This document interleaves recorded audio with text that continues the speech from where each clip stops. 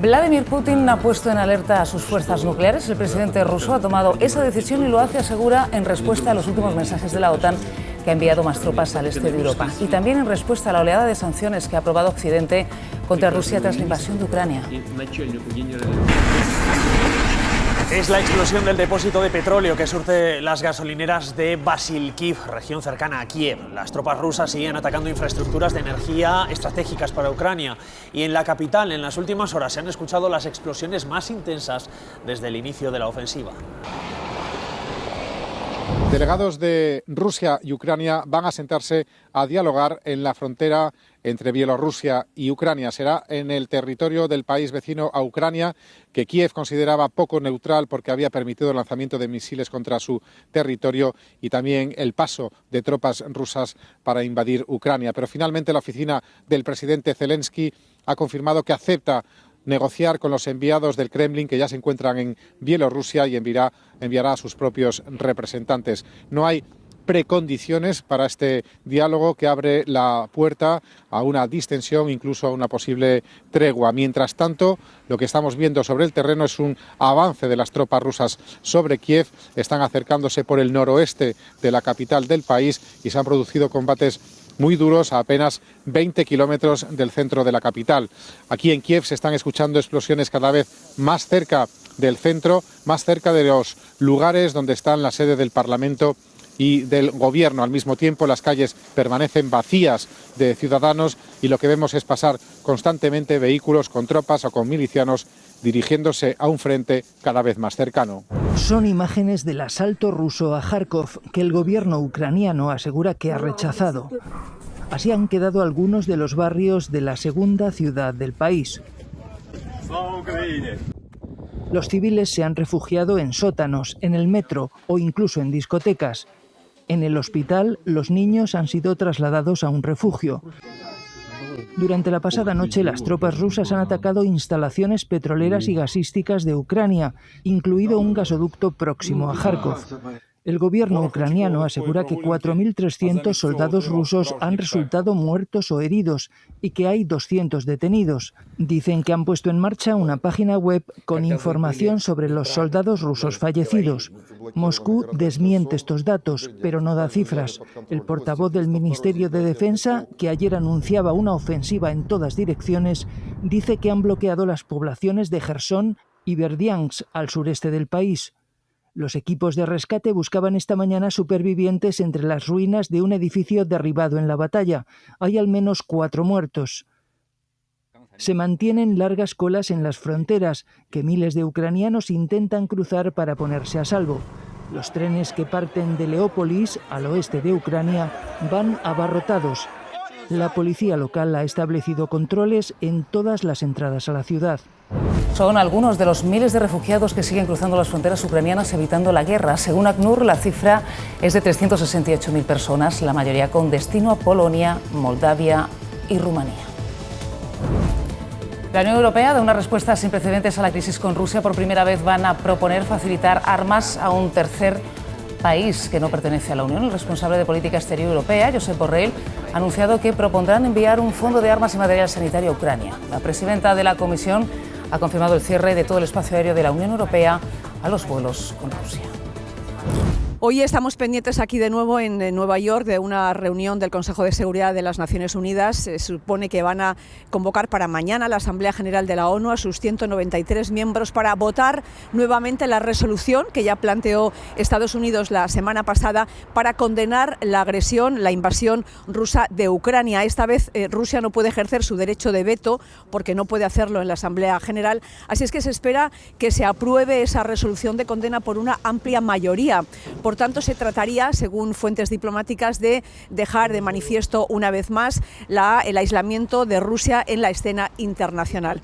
Por otra parte, la Casa Blanca ha anunciado también en un comunicado, aparte de sacar a Rusia del sistema SWIFT, que esta próxima semana se va a poner en marcha una comisión de trabajo para identificar, perseguir y congelar el patrimonio y los bienes de oligarcas rusos. Estamos hablando de yates, de mansiones, de todo tipo de activos, y además se van a limitar los llamados llamados pasaportes dorados, es decir, aquellos que se conceden a determinados rusos adinerados que se les da la nacionalidad o la ciudadanía en más de una veintena de países. Y tal y como estamos comentando también en el día de hoy, pues varios gobernadores en diferentes estados, aquí en Estados Unidos, han pedido la paralización de la venta de productos rusos. Ya se está haciendo, por ejemplo, en tiendas, en licorerías o en bares que están retirando las botellas de vodka ruso de la venta, y es el licor más vendido en Estados Unidos, con unos ingresos en ventas de más de 7.000 millones de dólares. Los barcos y submarinos de guerra rusos entran al Mar Negro escoltados por guardacostas turcos. Turquía controla el tráfico marítimo por los estrechos de Dardanelos y el Bósforo desde 1936, gracias a la Convención de Montreux. Es el único acceso marítimo desde el Mediterráneo, una vía crucial para que la Armada rusa pueda llegar hasta su gran base de Sebastopol, en la península de Crimea, que se anexionó en 2014. Desde aquí ha lanzado su ofensiva a ciudades cruciales como Odessa o Mariupol. Ucrania, mediante su embajador en Ankara, ha pedido a Turquía que cierre los pasos marítimos, pero esto terminaría con la neutralidad de Turquía. Cuyo presidente Recep Tayyip Erdogan condena la ofensiva rusa contra Ucrania, pero al mismo tiempo recuerda que es amigo de ambos países. Es bastante improbable que Turquía deje de ser neutral en esta guerra y se ponga del lado ucraniano, porque los lazos políticos, militares y sobre todo económicos con Rusia son fortísimos. Un solo dato: el 33% del gas natural que consume procede de Rusia. Pero al mismo tiempo Turquía es miembro de la OTAN desde 1952, un socio clave, y como tal permite el acceso al Mar Negro de sus aliados, como los 3 buques de la Armada Española que con más de 300 marinos navegan ahora en la zona, agrupados en fuerzas de disuasión de la Alianza Atlántica. Los países europeos han decidido enviar armamento a Ucrania para permitirle defenderse del ataque masivo ruso. Aparte de las medidas comunes que puedan tomar los 27, a nivel nacional, varios gobiernos han enviado ayuda financiera y material armamentístico para afianzar al ejército ucraniano. Países Bajos, Bélgica y la República Checa han prometido envíos de armas letales. Reino Unido, que prevé que la guerra sea larga, envía militares, barcos y aviones a Europa del Este para reforzar el frente oriental de la OTAN. Francia aportará 300 millones de euros e incrementará la entrega de equipamiento defensivo. Europa no abandona su apuesta por la diplomacia y espera que ambas partes puedan sentarse a negociar. Pero además de las presiones económicas a Rusia, tomadas en común por la Unión Europea, varios países han empezado a cerrar sus espacios aéreos a compañías y aviones rusos que sobrevuelen sus territorios.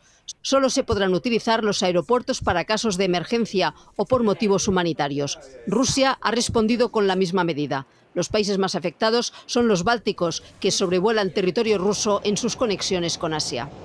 El canciller Scholz ha anunciado nada más y nada menos que un antes y un después en la política de defensa alemana, como hay un antes y un después en la historia de Europa tras la agresión de Putin a Ucrania, en palabras del propio canciller alemán, que ha confirmado la entrega a Ucrania de armamento, 1.000 lanzagranadas anticarro y 500 misiles tierra-aire, cambiando así su política de no enviar armas a países, a zonas en conflicto.